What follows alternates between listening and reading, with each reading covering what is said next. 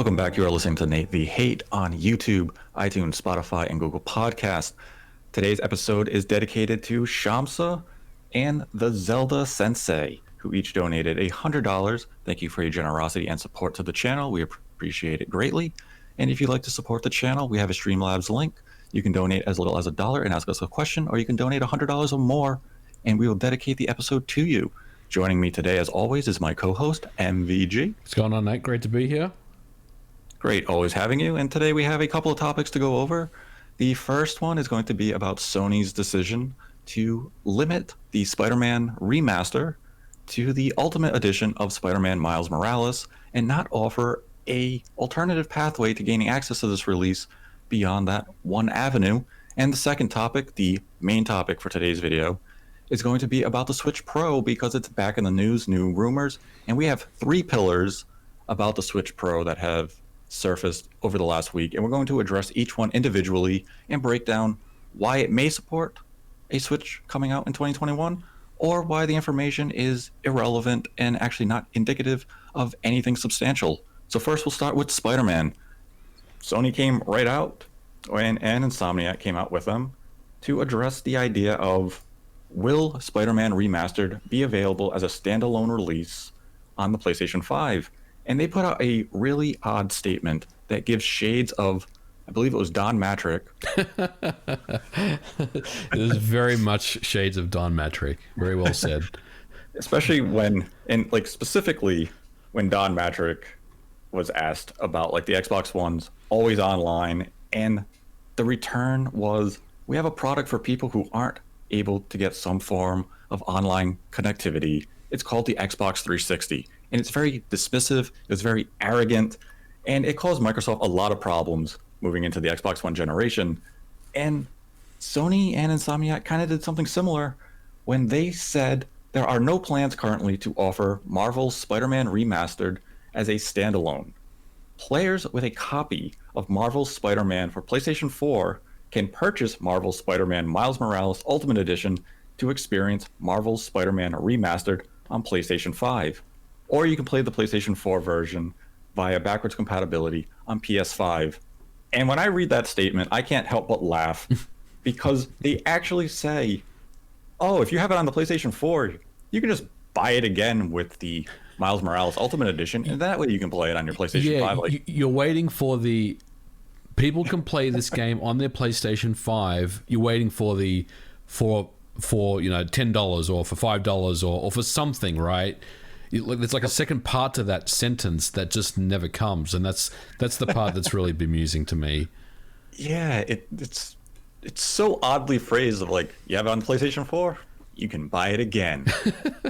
Thanks for the privilege of having to buy the game again. And like, my thing with that scenario is I'm not looking for a free upgrade of putting in my PS4 disc and getting the PlayStation 5 remaster. What is more shocking to me is that they're saying there is no standalone version of Spider-Man Remastered for PlayStation 5. Like, we don't even have the option of buying it from the PlayStation Store for $20. Mm-hmm. And I think that would have been a nice, simple compromise, because Insomniac has been very public in saying that this isn't a simple port. These aren't just upgrades that you get by like putting it into a PlayStation 4 Pro. This is actually substantial. They rework the character models. They have ray tracing. They have HDR, on full blast. They did a lot of work to this. So if you did all this work, wouldn't it be in your interest to sell the game for, $10, $15, $20, $25, even as just a digital release, and not limit it to the Miles Morales Ultimate Edition only? Right. Yeah, I agree. And if you look over what Microsoft's doing with, their messaging, they're being very transparent. Like they've been transparent pretty much since the beginning with everything they've done for the Series X, and I just can't understand why Sony just keeps fumbling around with this stuff so much. It's like bemusing to me at this point. Like, I just sit there and laugh because does Jim Ryan even? He has nothing. He has nothing but contempt for if you want to play an old game in your new system, he's not even interested in that. And every time we talk about this stuff, going back and playing an existing game, there's always just I don't know. There's just this air of we don't care about that stuff. We just look forward to the future, which is fine. I mean, it's worked for Sony for many years. It's been their pathway to success since the beginning. But I mean, you gotta. Yeah, they had such a rough week last week with communication, and it just seems like it's continuing. And this PS5 right now is going to be a very interesting launch. When it finally comes out. And look, I think, Nate, probably my biggest takeaway of all this is, can we just get these systems released now? I mean, it just feels like this has been the longest year, and I'm sure they're feeling the same way.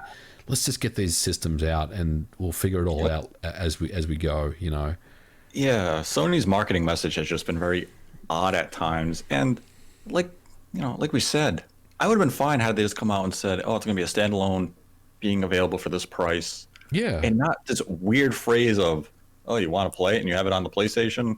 Well, buy it again." Like, no, that's very dismissive, and it reminds me of the arrogant Sony era. And I'm not saying Sony is arrogant right now. They're a little arrogant. They're a little arrogant. There's a little arrogance. Yeah. But I mean, they're very confident in themselves, and they have no reason not to be. They're coming off the PlayStation 4, which is a huge success, well over 100 million units sold worldwide. Microsoft is still kind of stumbling with their own marketing message. So Sony obviously feels confident moving into the PlayStation 5. But the situation with Spider-Man, when we do look at Microsoft, it's such a contrast to each other. Microsoft has been so transparent, and they already said, "You want to play Ori and the Will of the Wisp on the Xbox Series X? We're going to patch that and make it 120 frames a second. You want to play Gears of War 5 on your Xbox Series X? We're going to give it, HDR, even better than it already has. We're going to give you greater 4K resolution. We're going to give it 120 frames a second for free." And Sony's sitting here saying, "We're not even going to re-release the remaster that we're bundling with this other game for full price. You have to buy it as the bundle." Yeah. And it's kind of like, I don't understand the point. If you put in so much work, sell it as a standalone and let a new audience of people maybe play the first Spider-Man, experience and say, "Okay, now I want to buy Miles Morales," but don't force a full $70 purchase on me just to maybe even replay one of my favorite games from the PlayStation 4 era. It's a very odd situation. Hopefully this is just like a one-off instance. I'd like to think so. I like to think this is just, they're still feeling their way around this, they think this is the best move. And it goes back to, let's get the systems out and see how the public responds, and take a look at their purchasing habits and how, and get more data on what they're playing on the PS4, and just make some decisions at that point. Yeah, hopefully they reverse the decision on this and they do say, "Oh, we're going to put it on the digital store as a $30 standalone release," and the community will respond positively to that. Unfortunately, it would have taken the outrage to get the reaction for them to backtrack. Right. But it's better for the consumer if they do that. But, we'll find out. Hopefully they're listening and they do make that change. And now we'll dive into the heart of today's conversation. Well, one quick thing on this. Okay. Yep. When we go back and think about the 360 to the Xbox One or the PS3 to the PS4, when you would buy Call of Duty Ghosts, right? If you had Call of Duty Ghosts on the PS3 and you wanted the PS4 version, you would pay a price, right? Like you would pay, like, was it $10 or something for an upgrade, something like that? Yeah. So I mean, why couldn't they just kind of follow that model? I mean, I don't know if anyone's expecting the upgrade for free per se, but why can't they just give you a pay $5 and we'll upgrade you, or pay $10 and we'll give it to you?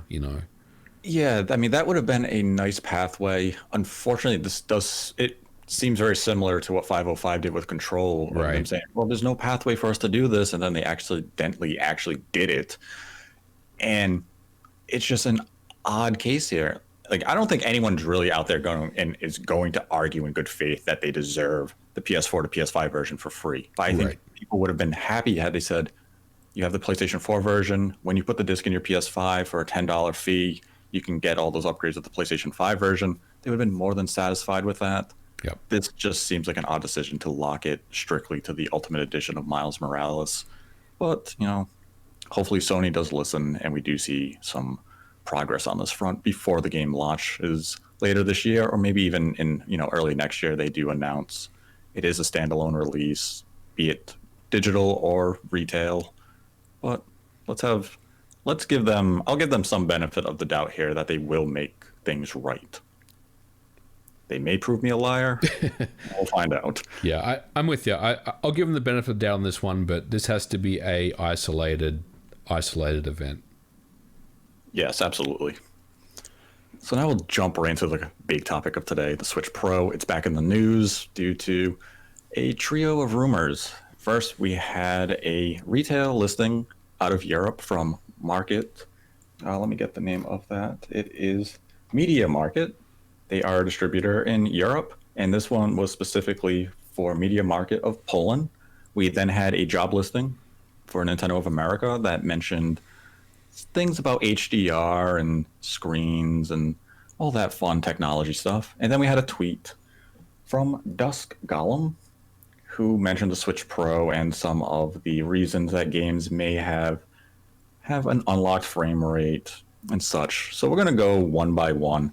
And we will start with the retailer, Media Market, who had a header on their website that said Nintendo Switch, Switch Pro, and this led to a bunch of reports. I've since looked into it a bit deeper, and I went into the retailer's site, and I noticed that the Switch Pro was on all of their Nintendo-related listings. So that included the accessories, software, and hardware. And that alone didn't really mean much. I revisited the site today, and Switch Pro has been removed from the header on all of these categories. So now that might mean to people, where there's smoke, there's fire. They removed it due to pressure. Maybe Nintendo said, why did you guys put that up? You have to remove it. Or it was simply a case of, oops, Yep, that wasn't supposed to be there. And, let's just remove it really quick. It actually doesn't mean anything. And I think that's my conclusion right now, is that it doesn't mean much of anything. We're in September. We have heard the talk of a Switch revision for 2021. We have speculated that maybe it gets announced or releases in March of 2021, but that's 6 months from now. As a retailer, you probably have not been briefed by the Nintendo branch of your region about new hardware this far in advance. You wouldn't need to update your website with a header or a listing for a product that's not coming out for another 6 or 7 months.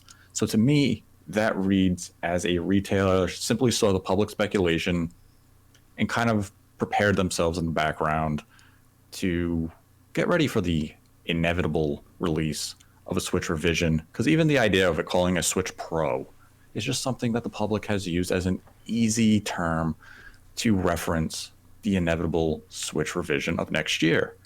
It's probably not going to be called Switch Pro. Nintendo's never used the Pro moniker before. It'll probably be new Nintendo Switch or something very Nintendo-ish. Yep. The fact that they chose that name stands out to me, that it is just, they saw public speculation, they made an assumption, they put it on there, and then they just like, oh, wait a minute, let's take that down. It's getting too much attention. This is attention we don't want. Or they got an email from Nintendo UK or Nintendo Europe saying, what are you guys doing? Yeah. So the retail listing, yeah, ultimately, I don't think it means much of anything right now. Then Nintendo had a job listing. The job listing is a little more interesting because it is Nintendo of America directly. And this job listing is up on LinkedIn, and it was posted 5 days ago, where they are looking for a senior engineer for display technologies. Now, under the listing, it lists interesting pieces of information. They're looking for a person who has knowledge of different display technologies, such as LCD, OLED, HDR, etc. So the thing that stood out there is HDR. Right now, the current Switch does not support HDR. It really is, it's too cutting edge for Nintendo of 2017. But one of the rumors about the Switch Pro that came out of Japan, and I believe the most recent Bloomberg report, is that Nintendo was looking to improve the screen of the Switch revision. Could this potentially be related to an HDR screen being placed in the Switch revision? What would your first thoughts be? It's certainly possible. I mean, we know that HDR technology exists in phones. Like I have a Pixel 2, and that has HDR capabilities in it. I guess what I don't know, Nate, is what impact that has on thermals, battery life. How much of a hit will that reduce battery consumption? Given the fact that it's Marico, however, it means it may just be offset by the fact that it's Marico and that has a better battery life. Potentially there could be some new discoveries that they have been able to increase battery life again, or maybe even come up with a new battery revision as well that gives you more more bang for your buck. So yeah, I mean, HDR would be something that I would kind of put into the, and I'm using air quotes, Switch Pro, style of hardware, because I think that would be something that would offer a nice pop in visuals, without too much else that's required. I mean, you still have to code HDR support in your games, but adding that as a patch after the fact, especially to some of their biggest franchises, something like, imagine if Breath of the Wild got an HDR patch or something. I mean, that'd be pretty killer. I mean, that'd be great to see, right? So yeah, I could see HDR as something that they would be considering for the next revision of the Nintendo Switch. Now, does the timing really favor the revision opposed to the Switch successor, which will come out in a number of years? Because this job posting was posted only 5 days ago. We're operating under the idea that the revision is entering production in Q1 of next year. So we're talking just about 6 months out if it does in fact enter production in Q1. So we're talking like April, which would dismiss the idea of something coming out in March. Yeah. So we're only a few months out. This feels like a role that should have been filled probably earlier in the year. And maybe this is more something that's, something deeper into the future and not the immediate revision. Yeah. That's a really good point. I mean, let's assume, this thing gets filled, or maybe it's already been filled, we don't know, but I would probably suspect that whoever the individual is that gets this position, they would be overseeing the revision as that's being rolled out. But you're right. I mean, they would be on the hook for, and personally, working on the next Switch hardware, right? I think you're right. I think that's what this role is asking for, because even if the Switch revision came out, let's say middle of next year, that's still pretty aggressive for someone to come in right now and then figure out what they need to do. There's not that much time. So yeah, I would say this is probably, for lack of a better term, the Switch 2. Yeah, that's what I was thinking when I saw the job listing. I know a lot of people connected it to the Pro because it is a new job listing. It's talking about, right, display technologies, and we had the rumors of a new display possibly being used in the Switch revision. So it's like, oh, look, 2 dots we can connect. But we're kind of hitting a point where if the revision is coming out as soon as we're anticipating, this is a job that should have already been filled a while ago. And this job just seems something that's far more into the future, a successor, or maybe it's unrelated to Switch hardware at all. Nintendo is opening a theme park. I'm sure there's going to be screens at that to some capacity, and this individual could be employed to handle that type of stuff. Or maybe Nintendo is still experimenting with VR in some way, and they're looking for a VR screen solution that does have the proper refresh rate and resolution and everything that they want to deliver their games in the best way possible. So we really can't extrapolate much from that job listing on its own.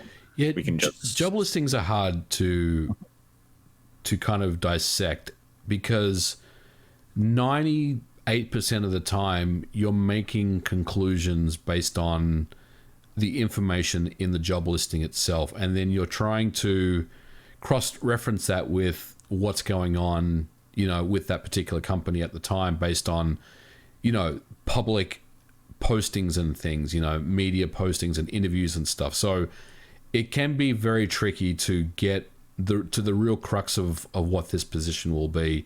But yeah, Nate, I mean, I would say, it's a safe bet that this person will be involved with, the Switch 2. Yeah, I would agree with that. And now the third pillar of the Switch Pro rumors of the week came from Dusk Golem on Twitter, where they wrote, I know the Switch Pro rumors are true, and the reason a lot of Switch games recently have been keeping their frame rate unlocked is to have an easy performance boost on it. Now, that information is, in no disrespect to Dusk Golem, the information is vague, it's non-specific, and it really doesn't say anything of meaningful substance, because games on the Switch have had frame rates unlocked, and there's not a ton of them. It's very a limited amount. I believe Capcom games like Resident Evil 5 and Resident Evil 6 have uncapped frame rates, but that alone doesn't really mean that a Switch Pro or the game is designed for the Switch Pro in mind. And Dust Golem went on to the Reset Era forum and he said, "Oh, I'm also talking about some of the recent indie games that came out and Monster Hunter Rise." And that kind of threw me for a loop a bit because without specific examples, it's just kind of like, oh, games with a dynamic resolution were made this way because a more powerful Switch could come out. Like, you can say that, but it doesn't necessarily mean that's why the games were made that way. Like, is there actually a benefit to going out of your way to program a game with an uncapped frame rate in anticipation of what currently is an unannounced revision of Switch hardware? No, I don't want to give Dusk Golem a hard time, but this tweet is, I mean, anyone that's a developer that's working on the Switch right now, they're looking at this and they're just laughing at this because this is not a very good tweet. I get the message, and the Switch Pro rumors, they could well be true. I mean, he could have been told some information from a reliable contact that he has, and I don't dispute that, but his kind of reasoning about this is it's not very good. So let's kind of walk through a little bit. You mentioned frame rate unlocked. You're quite right, Nate. There's a lot of games that have uncapped frame rates on the Switch. I mean, that's not something that's just recently happened in the last, we'll say, 6 months or the last 12 months. I mean, uncapped frame rates is a thing on the Switch, and it's there for a reason. Most of the time, it's because you want to try to get the best performance you can. There's obviously a lot of optimization that needs to happen to get Switch games to run at a certain level of performance, and one of those optimizations, as much as it sounds a little strange, is to uncap your frame rate, to get basically the best you can. So that's not something that is has been introduced recently. And I guess the other thing I will say is he's also forgetting the point of resolution. So most Nintendo Switch games, in fact, probably all of them out there, have a upper resolution limit. So, for example, if you play Doom Eternal right now on your Switch and you play it in dock mode, it's 720p, right? We know that. But here's the thing: even if you pull up your modified Switch and start messing around with config files and doing some overclocking, you can never ever push the game to 1080p because the developers have basically hardwired the game for a 720p upper limit. So what I'm getting at here is that if there is indeed a Switch Pro, then nothing is just going to work one-to-one without. It's kind of like the PS5 thing again. There's going to need to be patches to take advantage of any new hardware revision if indeed there is a resolution boost or potentially a frame rate boost as well, or a CPU boost that gives you more performance. So his tweet is not very good, unfortunately. And I guess the other thing I will say is my good buddy Psych, Matt Hargett, has already ripped him a new one previously about other rumors about a fake 4K Xbox, and I know he got into a lot of heat about that one. So his track record right now is a little shaky. Again, I'm not disputing the Switch Pro rumors, but his kind of information past that is a little strange. Yeah, the thing with rumors, especially when it comes to hardware, is that just like any rumor, the information is only as good as the source. And with the Switch Pro, it's kind of, maybe certain things aren't finalized. Maybe the source is under the assumption that this is why decisions are being made on a game Right. because of the public speculation and knowledge of a Switch Pro coming down the line. And, we know the Switch has numerous games that have dynamic resolution. You yourself have overclocked games like The Witcher 3, Doom 2016, and I believe you even tried to do the Xenoblade games. And like in the example of Xenoblade Chronicles 2, that game has a cap at 720p, so it doesn't matter. You could overclock your Switch to any figure you want. It wasn't going above that 720p resolution, as you kind of mentioned earlier, whereas I believe it was The Witcher 3, you got a better resolution and you got a higher frame rate by overclocking. Absolutely. Yep. So that's where like a Switch Pro can bring benefits to the current software library of Switch games if the game has already been designed with a dynamic resolution or an uncapped frame rate. But it's not going to be as simple as, oh, I put this game in that looked bad. Yeah. And it's just going to miraculously make it look better. They can patch in those things to make it look better.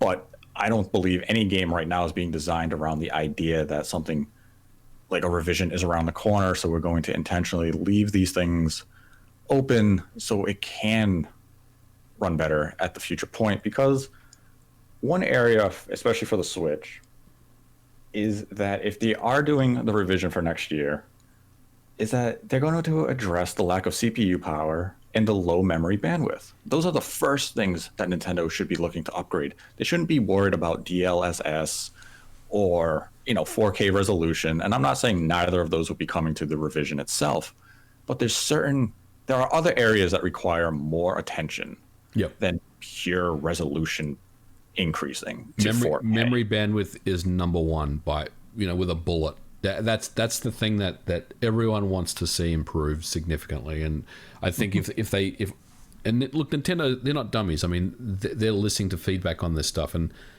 so yeah, I would say you're absolutely on the money with both of those things.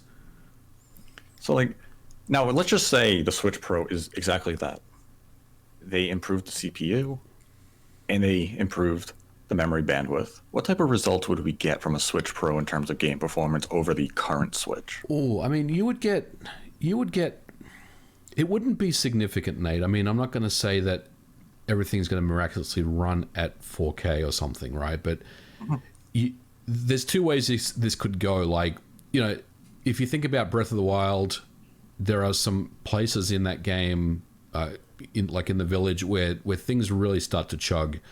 A memory bandwidth upgrade would just smoothen out those frame rates. So basically with something like Breath of the Wild, I think what you would see is you won't necessarily get a boost in resolution, but you would get just a nice, smooth 30 FPS experience. Like that, just it's locked, right? And that's pretty good. You may get a resolution bump if there is a CPU boost, but I think if I was Nintendo and I had new hardware and it had increased memory bandwidth and faster CPU clocks, what I would probably focus on is giving the user a really good experience with a game like Breath of the Wild, where it doesn't chug in areas, and maybe turn on the boost mode stuff when you're loading in new scenes to just reduce the amount of wait time for loading.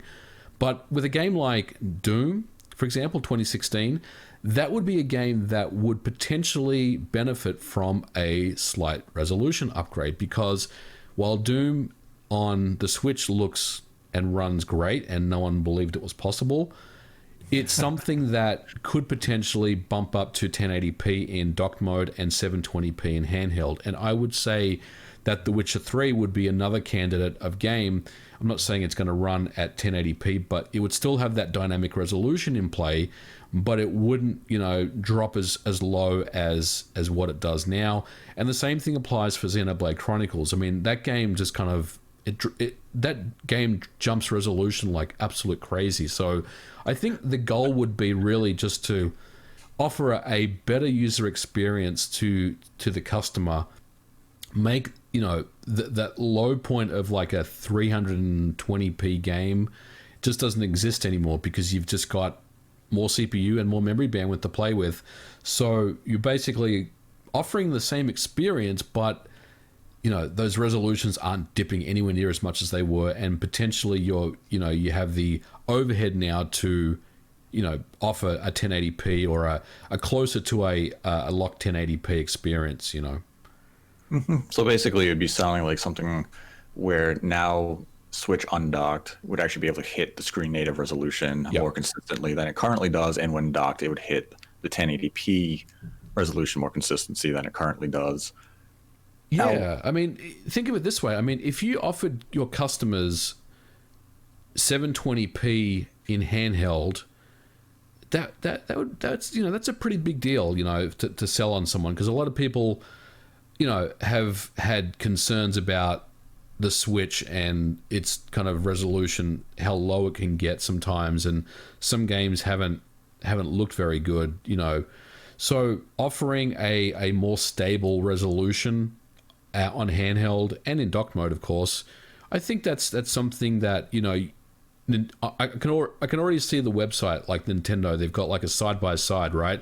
They've got their current Switch, and then they've got the new Switch, right? The new Nintendo Switch, we'll call it, and they've got two screens of some game, and they're showing you how much more clarity you're getting with the new Switch, but it's not really any different otherwise. You know what I mean? I think they did something very similar to the new Nintendo 3DS. They showed you the old stuff and they showed you the new stuff, and if you can kind of quantify that stuff and sell your customers on visuals like that, rather than saying, hey, this has a 1.3 gigahertz processor, I think that would go a long way, to getting people on board.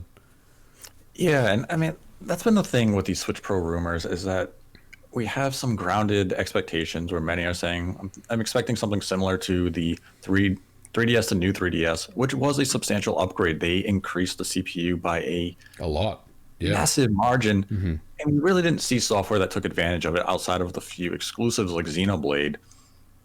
And all, outside of those handful of exclusives, everything was compatible across the two. Now with the new 3DS, they didn't upgrade the GPU. They added more RAM, they increased the CPU, and that could realistically be what we get with the Switch revision of 2021. And like, for the record, I have heard rumblings myself of the Switch revision for 2021. Some of the stuff has suggested 4K, but the problem is that it's very vague. It's just like the Bloomberg report itself. It's just 4K, and without specifics, I don't know if they are talking about 4K upscaling or 4K native rendering, because there is a huge difference between the two. And to get to 4K native rendering it would require more than just a CPU upgrade. It would also require a substantial increase of GPU, like probably to a factor of 4 to 5. And at that point, I'm not even sure if NVIDIA has a mobile set that could deliver that performance in a Switch form factor right now. The thing is, you're right. I mean, none of this stuff has been ever used in like a handheld gaming system. It's all AI, self-learning cars, self machine learning stuff. I mean, it's all kind of untested right now. And again, does this exist in Nintendo's R&D lab somewhere? Probably, but is it ready for release, in the next couple of years? I don't think so. I mean, I think we're a longer way away than that, And that's the thing, like, I don't question a Switch revision coming out next year. The timing is right. They, could use a nice little revision to increase interest in the hardware, even though it is selling incredibly well. We're on the verge of them potentially selling 30 million pieces of hardware this current fiscal year. Yeah. So it's not like it's in dire need of, a reboot. But if they do have the revision come out, and even if it is just 4K upscaling, right, with a better CPU, with better, memory bandwidth, where you are smoothing out those frame rates and you are getting better visual clarity of the image, then the 4K upscaling would be even more pleasing to the eye than trying to take some of these games that have these dynamic resolutions that potentially go as low as 540p and then trying to upscale that for your 4K TV. It's still going to look pretty muddy. Yeah. Now, if you can get that at a consistent 1080p and then upscale it to 4K, it's not going to have crystal clarity just due to the nature of the upscaling itself, but it's not going to be as reprehensible as upscaling a game like Xenoblade Chronicles 2 to 4K. Yeah. So I want to talk about that Bloomberg article by Takashi-san, because I mean, I don't doubt the information. I think Takashi-san's a very, very credible source. No, not disputing that at all. But I wonder if this was something that maybe was kind of lost as far as in translation a little bit, or potentially the way that we're interpreting. And I don't mean you and me, but just the general public and other outlets that have reported based on his information. Because from what I remember, he was told by outside developers, I think that was the word. So that implies it's a third party, right? So a third party Japanese developer, could be Bandai Namco, could be Capcom. We don't know who it is. They were told that they need to get their games 4K ready. So Nate, you brought up a really good point. You know, what does 4K ready mean? Could mean anything. I mean, it could potentially mean, like I said, you know, many games have an upper resolution limit of 720p. No matter what you do, you can't change that unless you recompile the code. So does that just mean that they're just relaxing that restriction so the game can get a resolution bump? I mean, there's so many different ways to interpret what 4K ready means. Is like, think about, you know, when you had your old CRT television and, you know, you wanted to make it digital ready, you would go out and buy like one of those adapter boxes, you know, before the digital TVs actually came out. I mean, there's so many ways to interpret this stuff, and when I think 4K ready, I don't necessarily think it means, like you said, native 4K. I think what it probably means is that they're asking their developers to basically relax the restriction on a upper end 720p screen in dock mode for some games, and give some more flexibility to, you know, adjust resolutions and make sure that if those resolutions are to be increased, then things like your HUD elements and, like you said, the GPU and all that stuff is running appropriately. So I think it's more of a just get your stuff kind of, you know, uncap it a little bit or unlock it a little bit and get it ready for what comes next, because, you know, there's obviously a revision that's coming down the line. Yeah, there's no question about a revision coming down the line. It's really just a matter of how far are they going to go. And because these rumors, I mean, these rumors have started as late as, I want to say, maybe 18 months ago, where Nintendo were looking around for a new screen, potentially a new shell, and then it shifted into all of a sudden this 4K. And it's kind of leapt from a modest increase to now people are expecting almost a full-on next-gen successor from a revision, and it just seems like too much of a leap. Like, I don't expect the Switch Pro to be a portable PlayStation 4. I think that's going too high, and I'm not even sure, even if they hit that type of figure, let's put it between an Xbox One and a PlayStation 4, if they would have enough GPU power to render the games at native 4K to begin with. You'd probably need some sort of assistance. And if you're going to get tensor cores added, and you're going to have DLSS added to a Switch Pro, at that point, is it even a revision? It seems like then you should just position it as a actual successor. And if you want to, you know, keep it as part of the same line as far as the marketing and the branding goes, and for, you know, actual sale totals, you can treat it like the Game Boy Color to the original Game Boy. But to me, that seems like that's almost next gen in terms of a leap if you're going all the way to native 4K rendering or DLSS type, you know, feature sets. And then we're looking at the idea of potentially a Switch successor maybe coming out in, you know, early as 2023. It feels like that's way too much technology for just a revision that essentially serves as a stopgap. And when you come like with Sony and Microsoft, the point of a mid-gen refresh or revision hardwares when it comes to Nintendo in the past is that you can charge a premium price for a product that is actually costing you now not that much money to produce. So you are making more money. You increase your profit margins. And with this expectation of the Switch Pro being this 4K, you know, beast, it doesn't sound like they're going to increase those profit margins. It sounds like they would actually essentially be launching a whole new Switch and starting over again, which I don't think would serve their interest. We know what their 2021 lineup is looking like. We know Breath of the Wild 2 should be launching next year. We we have the idea that, new Pokemon Snap is next year. We know Monster Hunter Rising is next year. It sounds like a really solid year already for Nintendo Switch software.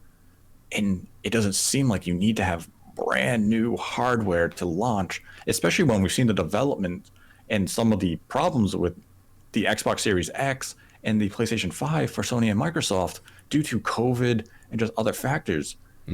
It's not the right time for Nintendo to come out and try to launch a premium piece of hardware that, let's just say they price it at like $350. Why? The Xbox Series S is coming in less than you. The PlayStation 5 would only be $50 more. So Nintendo would actually have to position any Switch Pro at a reasonable price of either maintaining $299. Yeah. Or you have to significantly drop the current Switch and Switch Lite to something like $199 for the current Switch. And I mean, I don't see them going $99 for the Lite, but I mean, I guess I can't dismiss it either if we're talking the idea that maybe the Pro doesn't launch until this time next year. Can't rule it out though, right? I mean, no, you definitely can't. Yeah. I mean, if we take Nintendo for their word, they said there was no new Nintendo hardware coming out in 2020. We've entertained the idea of maybe a Switch Pro being announced or even released in March. I mean, I can't dismiss it. It's when Monster Hunter comes out. They have yet to announce a Monster Hunter Switch bundle, which is kind of a staple to the franchise when it comes to Nintendo. There's always a bundle. And the fact that they haven't announced it, it's just suspicious to me. Yep. But even if the Pro, I can't say it's going to come out in March with certainty because the Bloomberg articles said they are planning production for Q1, which would make that impossible. And they launched the Switch version 2 and the Switch Lite in September. And I would think you'd want a big first-party game, and the biggest first-party game I can think of for 2021 is Breath of the Wild 2. And if you want to showcase the visual clarity, the better loading, the seamless worlds where you're going into like the Lost Woods, an area that chugged on the original Switch, if you go into that area of Breath of the Wild 2 and now it's perfect performance, that's a good illustration of the performance boost. You want that type of game to launch your new hardware, and that I don't see Breath of the Wild 2 coming out in the first half of 2021. I think it'll be positioned second half of 2021.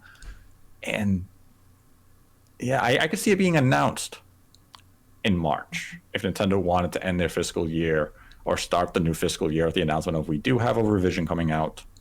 We'll share details at a later time.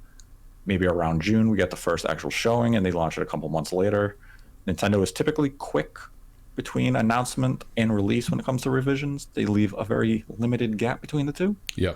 How long was it between the Lite? Because I mean, I feel like it was only like 4 weeks or something, right? Maybe it wasn't that aggressive, but it wasn't that much time between when they announced it and they released it. I think they announced at the end of June or early July, and then it came September, out in right? September. Yeah. It was a very limited window of time. And the version and Switch version 2 was a shadow drop. It just replaced the other models. So that didn't need an announcement, whereas the one we're talking about now would actually be an announcement. Yeah. And, we're going to have a lot more rumors going forward. We tackled these 3 pillars because these are the things that were going around this week. We had a new job listing, which was just curious. You had a retailer putting up Switch Pro in their header, which probably amounts to nothing. It's way too early for them to have that in their code, and it's way too early for them to be anticipating new hardware. So that just seems like an employee was testing things out. They made something go public that they shouldn't have, but it wasn't all that damaging. It got people talking. Then we had the Dust Golem tweet, which, they acknowledge that the Switch Pro is real, which I think everyone at this point in time knows. There's been way too much discussion around it for it to just be vaporware. The idea that certain software is being designed with uncapped frame rates doesn't sound like, it's been something that's already been happening throughout the generation, so it's not specific due to the rumblings of a Pro coming it's sooner rather than later. It's not something I would use as, information to back up that claim. That's the part that I struggle with his tweet. Right. So, 2021 should be interesting for Nintendo. We still have a lot to look forward to in 2020. I mean, we still have Hyrule Warriors, Age of Calamity. So Nintendo has a lot of interesting months coming up. Sony has to work on that marketing message a little better when it comes to software, hardware, pre-orders, and general tone. They shouldn't be as dismissive. What's Microsoft going to do? They're just going to sit back and watch all the money they're going to make from Game Pass over the holiday. Yeah, Microsoft's kind of sitting there saying, we had the ZeniMax and Bethesda acquisition this week. We don't have to do anything else for a little while. And as for those Sega rumors, oh God, that's just fun speculation I believe people are having. I mean, Yeah. they're literally connecting a blue controller to Sonic and then a person putting their arms across the table, which say, look, it's an X. And so Microsoft isn't going to buy Sega. If they bought Sega, they'd have to buy Sammy. Yeah. And Sammy is a big company, and I don't know if Microsoft really wants to get into the pachinko machine business, which I Sammy... agree. Plus, they're going to have to come up with a way that to make back that $7.5 billion they've invested on Bethesda over the next few years. So I think their hands are full for a little while. I'm not saying that they're done buying companies, but I think their focus right now is what's the strategic plan to get our money back on this buyout.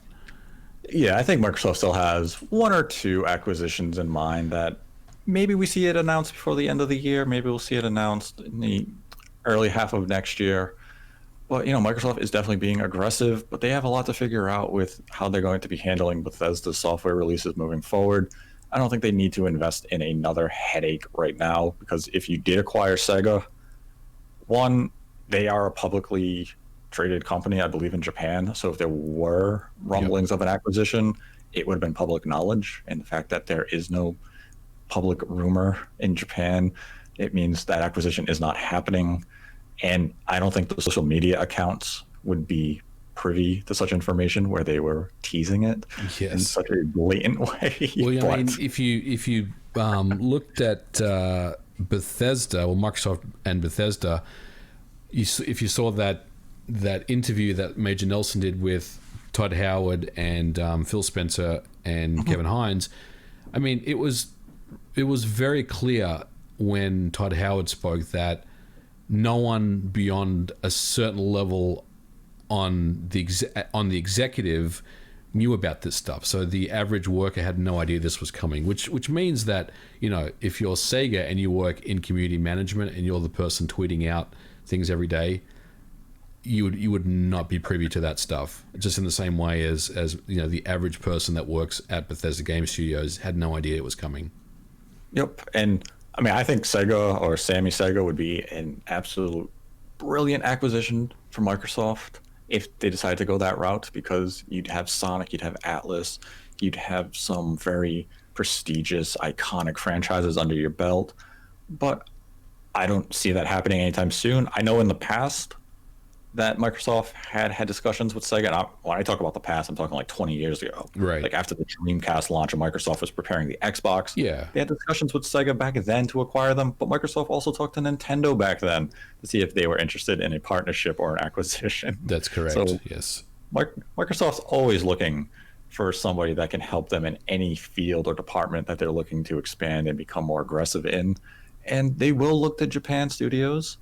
They will look to European studios, and they'll continue to look at North American studios. They will look for any opportunity that is presented to them. But right now, Sega is not being bought by Microsoft. Yeah, and let's kill off this Konami talk as well. I mean, Konami's even worse, because I mean, their video games. How much do their video games account for? I mean, not too much of their business, right? So if you're gonna buy out Konami, you need to be prepared to buy out their gaming or their gambling business as well, which is very lucrative for them. Yes, it is. They make a lot of money in that. And if I'm Konami, it's far more beneficial to any company, be it Microsoft, Sony, or Nintendo, to just license the IP from Konami. So if you want to make a Silent Hill, license the IP, Sony. Yep. If you want to make a Metal Gear Solid game or a Metal Gear game or a Zone of the Enders or a Castlevania or a Contra, see if you can license the IP, assign your own internal development team to handle it, and do it that way. That way, all parties are kind of happy. Konami isn't making a bad game, and you have full control over the quality of the game you're putting out. You have exclusive rights to it. That's a better business model than buying Konami just so you can say, we have Silent Hill. Like, yeah, you do, But you also have a lot of other baggage with that situation. If you could have just licensed Silent Hill, you take a lot of headaches off the table, and you can just focus on the one thing, making a great Silent Hill game and launching it on the PlayStation 5. That's right, MVG. I still don't believe Silent Hill exists. One day the siren will sound for Silent Hill. We'll see. We'll see. Now we'll jump into some of the Streamlab questions. First, we had the $100 donation from Shamsa, no message. Then we had a $3 donation from T-Bone, who writes, "Hey guys, with the upcoming debut of next gen, do you think upgrading is worth it at launch? New hardware always carries a risk.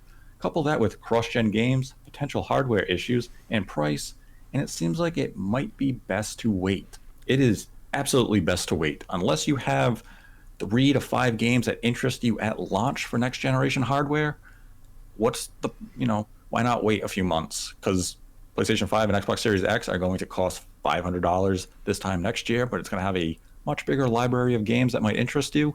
So unless you absolutely have to play Demon Souls this November, wait it out a few months and see what software happens, see if the systems break, explode, catch fire.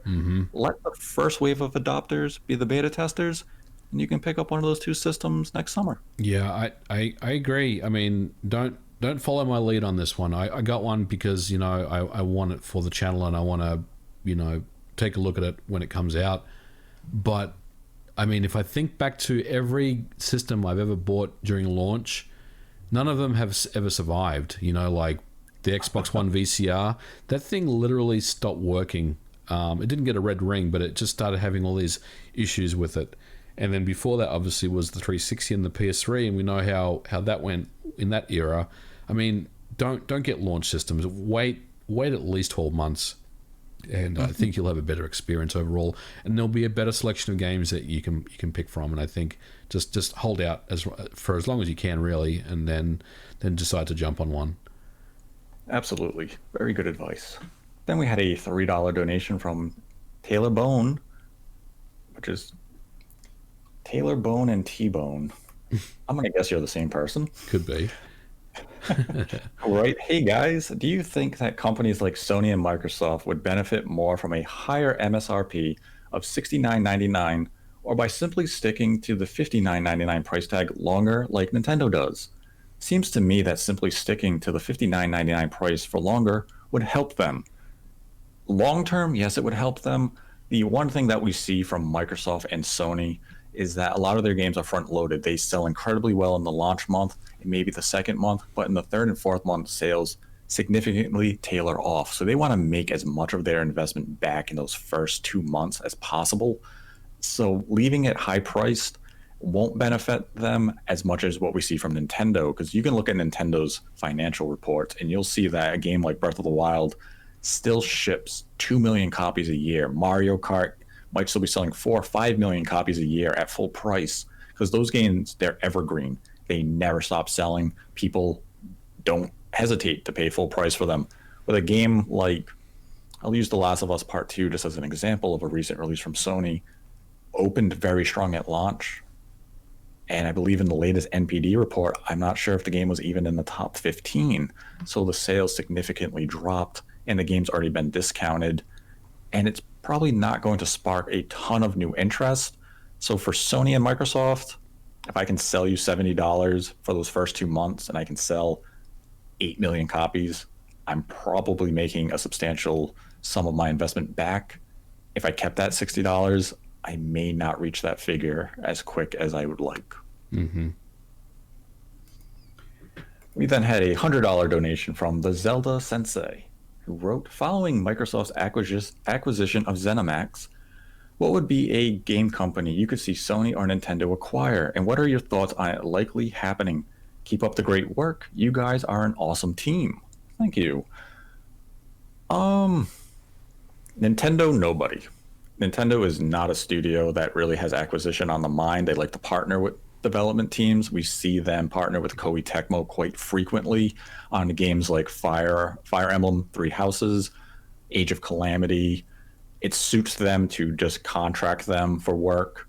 Both of the studios benefit from it. Nintendo gets a new awesome game that they can have some oversight on. Koei Tecmo gets a contract, and they have extra work. Sony is definitely a company who would look for studio acquisitions. There was some talk about the developers of Control and Max Payne. Oh yes, Remedy. There was some rumblings about that. I mean, Remedy is one of those boutique shops that would benefit from maybe Sony picking them up, just to give them that little extra focus. I mean, for me, Microsoft, the obvious choice has to be Bungie, right? I mean, it's that partnership they had obviously back in the day, and there's rumors that Bungie is currently being courted by Microsoft to buy them out again, but we'll see how that goes. But yeah, for me, I would say Remedy for Sony and Bungie for Microsoft. Remedy's a good fit for Sony. I was trying to think of a European team, but I know people like to give Microsoft a lot of flack for this, but I mean, Sony had acquired a few teams during the PlayStation 4 and late PS3 era, and they've had to shut down those teams. So they may not be too quick to the draw of another acquisition after getting Insomniac. Right. But I do think they'll acquire a studio of some size sometime during this generation, but I really couldn't pinpoint a single one. So I'll say Remedy, because they are a good fit. They make quality games, and if I see Alan Wake 2 on a PlayStation 5, then damn, I have to buy a PlayStation 5. We then had a $5 donation from the Psycho Fox, who writes, "Why are Nate and MVG so great? That's my question. Thanks so much for the amazing podcast and insights, especially during lockdown." Nate, do you want to field that one? I was going to ask you to field this one first. Well, we appreciate the kind words there. I don't know how to respond to that, but we'll keep doing what we do here and keep you guys entertained week in, week out. Yes, we're great because of people like you in our community and fan base. You make us great. Without you, we're nothing. So thank you for making us great. We then had a $5 donation from Skitiddles, saying, "Hello, my favorite podcasting duo. What a busy week in gaming news, and it's only Wednesday. MVG, congrats on securing a Series X." Thank you. I had to go through a lot to get one, as you saw in my video. Apologies for the bad language too. I think it was justifiable. And he continued and said, "I just want to throw out there how funny it would be if Ghostwire Tokyo and Deathloop had live achievement support on the PlayStation 5. It would be a comical sight to behold, but unfortunately that comedy act will not be seen. The games are being published by Bethesda and not Xbox Game Studios, so the achievement system will not be implemented. But it would still be pretty funny just to see people's reactions of, you unlocked an achievement, and be like, what?" We then had a $1 donation. Then again, we had it on the Switch, and I was like, this is awesome. Yeah. Though Ori and Will of the Wisp on Switch, because it's published by IM 8-Bit, does not have Xbox Live features implemented. I was actually quite taken aback by that. That's interesting. I want to unlock achievements. I know on the PlayStation there's fairly interesting trophy requirements that every game has to have, so it would make it very difficult, I think. Yeah, and for Ori on Switch, because Blind's Forest had Xbox Live integration, you can unlock the achievements on your profile. So I played Will of the Wisp. I was like, oh sweet, I'm gonna get a bunch of achievement points on this, and there was no option to link the account. And I was like, I guess maybe because Xbox Game Studios didn't publish this like they did Blind Forest and Minecraft, so they didn't implement Xbox Live functionality, and it was quite surprising. But I guess it's something they could patch in. I believe Cuphead is supposed to get Xbox Live integration patched in once the DLC comes and they get the retail release out, and then you can get all the achievements and stuff. So hopefully that happens eventually. And we had a $1 donation from Jack E. Gee, who wrote, "What is your most anticipated first-party game from each of the big three at the moment in terms of what has currently been announced?" Breath of the Wild 2 for Nintendo. Sony, I would probably say, what's been announced that I'm waiting for? It's either going to be well, Demon Souls is big, but I mean that's coming, so I don't want to waste my turn there. Like something that's a little further out. I'd probably say the next God of War game is probably the next big thing for me, and then for Microsoft, I mean it's got to be Halo Infinite, right? Yeah, I mean, Halo Infinite would make sense for me. I mean, for Microsoft, it'd be Halo Infinite or Fable. I really want to see the direction they take Fable in. So, I mean, I guess today we could technically include Starfield or Elder Scrolls 6 True. in that discussion for Microsoft, but I'll keep it to the Microsoft we know. I'll say Fable. Sony, it's Ratchet and Clank for PlayStation 5. That's a good pick, Nate. Can I change mine? No, I'm gonna Yes, you I'm gonna stick with mine. I'm gonna stick with God of War. But Ratchet is a very good pick. Very good pick. Ratchet is what's going to sell me on the PlayStation 5. The second that game gets a release date is the day I pick up a PlayStation 5. You could have had me at launch, Sony. But what if it comes out for the PS4? Then I don't get a PS5. And Nintendo is Breath of the Wild 2. I really want to see how they expand on that world of Hyrule and all of the new gameplay possibilities they introduce. Because Breath of the Wild, as amazing as it is, there were a few areas that could use a nice ironing out. So I'm curious how they address it. And if the experience feels as fresh and exciting as Breath of the Wild did, because that's tough when you do a sequel in the same setting with a lot of the same gameplay mechanics. You do run the risk of it just becoming familiar, so you lose that, oh my God, feel. Yep. But Nintendo is usually good at doing that. I mean, Super Mario Galaxy 1 is a masterpiece, and somehow Mario Galaxy 2 was just as magical. So I have high expectation for Breath of the Wild 2. And that will do it for the Streamlabs questions for this episode. I'd like to thank MVG for joining me as always. Thanks for having me on, Nate. Always a pleasure.